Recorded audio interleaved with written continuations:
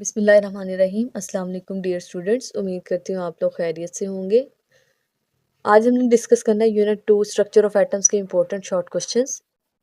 In short questions को upload करने का मेरा मकसद यही है कि हमने देखा है कि जब भी हम पेपर आया है बोर्ड का, तो हमेशा उस पेपर में जो पास्ट पेपर से क्वेश्चंस की वेटेज होती है वो 80 to 85% होती है।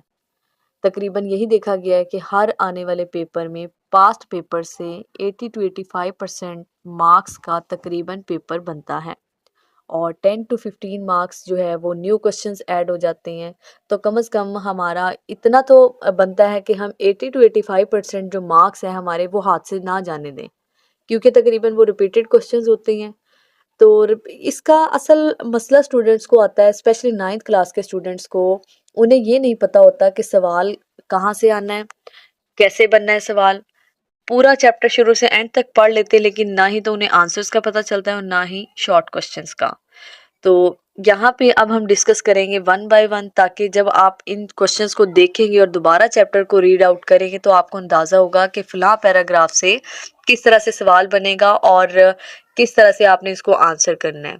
तो आइए चलते हैं सवाल नंबर 1 की तरफ। What is plum pudding theory and who presented it? J.J. Thomson presented this plum pudding theory. According to this theory, atoms are solid structures of positively charged with teeny negative particles stuck inside. It is like plums in the pudding. तो इसका सवाल मैंने यहीं पे paste कर दिया, आप यहाँ से तैयार कर लेंगे, नहीं तो आपके बुक में भी दिया हुआ है आंसर। शॉर्टली मैं पढ़ती जाती हूँ सवालों को, आपको आइडिया तो है कि कहाँ से है ये। सवाल नंबर 2 है जो write down two observations of Rutherford experiment. Rutherford के जो डायग्राम है एक्सपेरिमेंट की, बिल्कुल उसके नीचे 2 ऑब्जर्वेशंस दी हुई हैं, वहां से आप इसको तैयार कर लेंगे। Question number 3, state any 2 defects in Rutherford experiment. उससे नेक्स्ट पेज पे जहाँ पे रिजल्ट्स है, रिजल्ट्स के नीचे डिफेक्ट्स दिए हुए हैं, तो आप वहाँ से 2 डिफेक्ट्स तैयार कर लेंगे जहाँ कंटिन्यूस स्पेक्ट्रम के बारे में डिस्कस किया है। फिर उसके बाद सवाल नंबर 4 है right 2 differences between Rutherford and Bohr's theory. Bohr theory और रदरफोर्ड थ्योरी में क्या डिफरेंस है, ये टेबल की फॉर्म में दिया हुआ है। यहाँ पे मेनली उन्होंने 3 से 4 जो है इसके डिफरेंसेस बताए हैं, तो वो आप अच्छे तरीके से तैयार कर लेंगे, एटलीस्ट 2। फिर उसके बाद 5, right down 2 properties of cathode rays. Cathode rays की आपने 2 प्रॉपर्टीज को डिस्कस करना है। अब बाज़ जगहों पे कैथोड रेस के अलावा कैनाल रेस, इनकी प्रॉपर्टीज भी पूछी गई है, तो आप ये कर लेंगे। तकरीबन ये 6 से 7 है, तो आप इनमें से कोई से 2 तैयार कर लेंगे जो आपको आसान लगेगी। फिर उसके बाद है how does electron differ from proton. Proton और इलेक्ट्रॉन, यानी इलेक्ट्रॉन प्रोटॉन से किस तरह से डिफर करता है। एक तो इसका जो है मैस आप डिस्कस कर दें, कितने टाइम्स हैवियर है, कितने टाइम ये जो प्रोटॉन से जो है इसका वेट कम है, और इन पे चार्जेस कितने होते हैं। मतलब इलेक्ट्रॉन पे -1 और प्रोटॉन पे +1 चार्ज होता है। फिर इसके बाद सवाल number 7, give 2 properties of proton and neutron. जैसे हमने कैथोड रेस की प्रॉपर्टीज बताई, कैथोड रेस को हम इलेक्ट्रॉन भी कह देते हैं, यहाँ पे आपने प्रोटॉन की और न्यूट्रॉन की 2-2 प्रॉपर्टीज लिख देनी है। फिर उसके बाद write down 2 properties of positive rays. Positive rays को हम कैनाल रेस भी कहते हैं या प्रोटॉन के हवाले से जैसे ऊपर, तो आपने 2 प्रॉपर्टीज बता देनी है पॉजिटिव रेस की।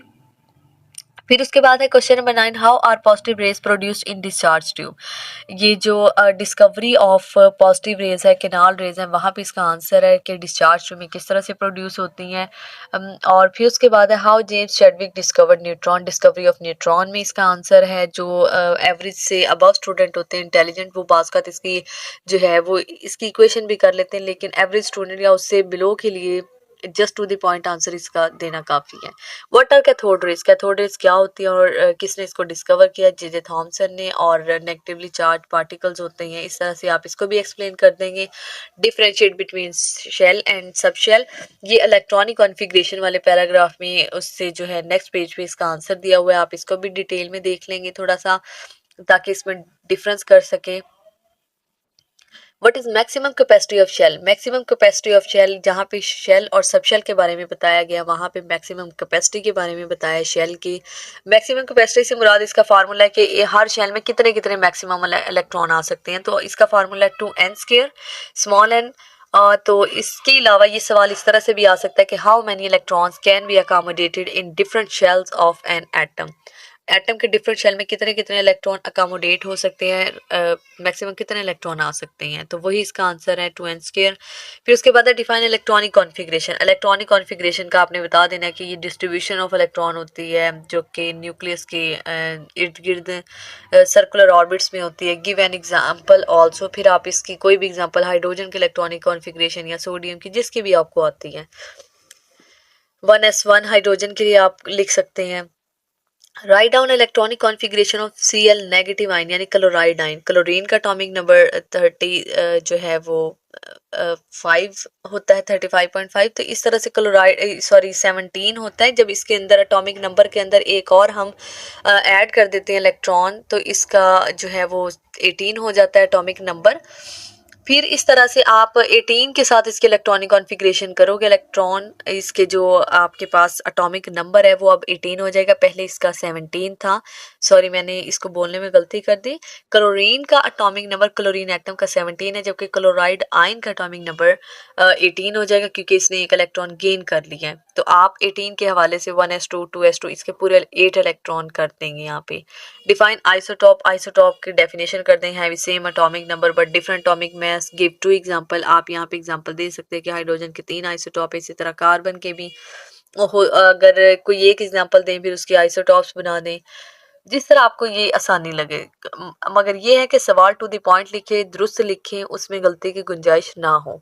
Right name and formula of 2 isotope of hydrogen. Hydrogen के isotope protium and tritium. Protium 1 and 1 जिसमें कोई न्यूट्रॉन नहीं होता। फिर उसके बाद ड्यूट्रियम है 1 and 2। 1 मीन इसका atomic number, 2 its atomic mass. Question number 18, how many neutrons are present in C12 and C13। इसके अंदर कितने कितने न्यूट्रॉन्स होते हैं ये आप देख लेंगे, किताब में इसका आंसर दिया हुआ है। जहाँ पे आइसोटॉप का जिक्र है, state any 2 uses of isotope. Isotope के 2 यूजेस, कोई सी भी जो आपको आसान लगे। A patient has goitre, how will it be detected. एक पेशेंट को जो है वो गॉइटर है, गिलहड़ की बीमारी है, इसको कैसे डिटेक्ट करेंगे। या ये सवाल इस तरह से भी आ सकता है, what is the use of iodine and टेक्नीटियम।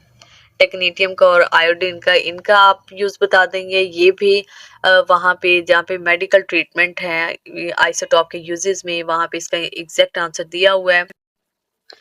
फिर है question number 21, define term carbon dating, for what purposes C14 is use. इसका भी जो है यूज़ दिया हुआ है आइसोटॉप के यूजेस में, वहाँ से आप इसकी डेफिनेशन तैयार कर लेंगे। C14 की हम अमाउंट को या उसकी क्वांटिटी को देखते हुए एज डिटर्मिनेशन मेथड है carbon dating. 22, for what purposes uranium 235 is use. Uranium 235 basically हम इलेक्ट्रिक पावर की जनरेशन के लिए इस्तेमाल करते हैं, और इसका जो है रिएक्शन आप देख लेंगे, आइसोटॉप के यूजेस में दिया हुआ है पावर जनरेशन वाले टॉपिक में। Question number 23, an element has 5 electron in M shell, find its atomic number. अगर 5 M शेल में है तो फिर इसका KLM, K में 2, L में 10, M 15, तो टोटल इसका एटॉमिक नंबर 15 हो जाएगा। ये भी एक एग्जाम्पल से लिया गया है सवाल।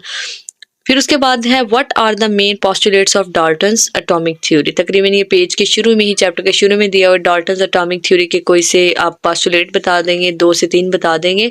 Why Max Planck was awarded with Nobel prize. ये एक ब्लॉक में दिया हुआ है, पिंक कलर के ब्लॉक में चैप्टर में, जहाँ पे क्वांटम का जिक्र किया हुआ है, क्वांटम थ्योरी की बेस पे इसको दिया गया था Nobel prize. Question number 26, write down 2 postulates of Bohr atomic theory. यहाँ पे आपने बोहर की एटॉमिक थ्योरी के 2 पोस्टुलेट लिख देने हैं। तो ये था हमारे चैप्टर 2 के या यूनिट 2 के मोस्ट इम्पोर्टेंट शॉर्ट क्वेश्चंस। तो स्टूडेंट्स, आपको इन क्वेश्चंस को पढ़ने के बाद जो है इंशाल्लाह उम्मीद करती हूँ चैप्टर जो है वो मज़ीद अच्छे तरीके से तैयार हो जाएगा। Best of luck. मज़ीद इस तरह की वीडियोस आप तक पहुँचने के लिए चैनल को सब्सक्राइब करें, लाइक करें, शेयर करें, कमेंट करें एंड नीचे दिए बेल आइकन को प्रेस करना मत भूलिएगा। Thank you.